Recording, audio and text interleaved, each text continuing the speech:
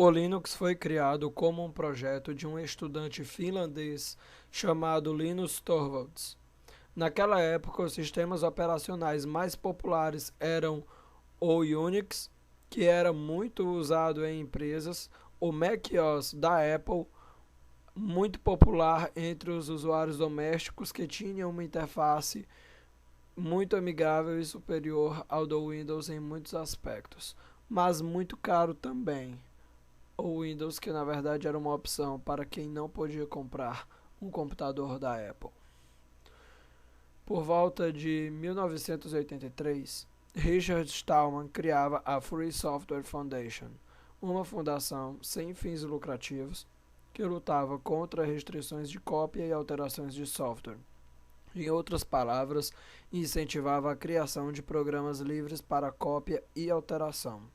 Para isso, a Free Software Foundation criou a licença GNU e um conjunto de ferramentas próprias para esse fim. Em 1991, a Free Software Foundation estava criando um sistema operacional chamado Word, mas ainda em fase inicial. Por volta dessa mesma época, Linus Torvalds resolveu disponibilizar o código-fonte do Linux sob a licença GNU, a fim de conseguir a ajuda de outros desenvolvedores.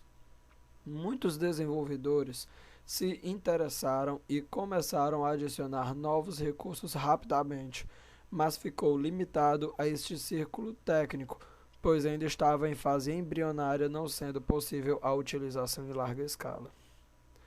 Em 5 de outubro de 1991, a primeira versão oficial do Linux foi divulgada, a versão 0.02.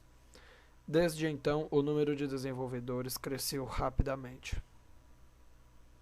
Até então, o Linux funcionava totalmente em modo texto, mas por volta de 1994 foi lançada uma versão para Linux do programa Xfree, programa que cria interfaces gráficas. Desde então, muitas outras interfaces foram criadas com base no Xfree, fazendo com que o Linux ganhasse uma interface muito mais amigável, como o GNOME e o KDE. Ainda nesta mesma época, começaram a aparecer as primeiras distribuições Linux. O que diferenciava uma distribuição da outra eram os softwares que eram inclusos nas instalações e a facilidade na instalação do mesmo. Em 1997, surgiram diversas distribuições, com uma instalação mais simples do que as outras disponíveis. Esta época também é marcada pela entrada do sistema Linux em computadores desktop. Muitas empresas migraram para o Linux a fim de reduzirem custos com licenças e manutenção. O que chamava a atenção de empresas e pessoas, e até hoje chama, é o fato de o Linux ser livre.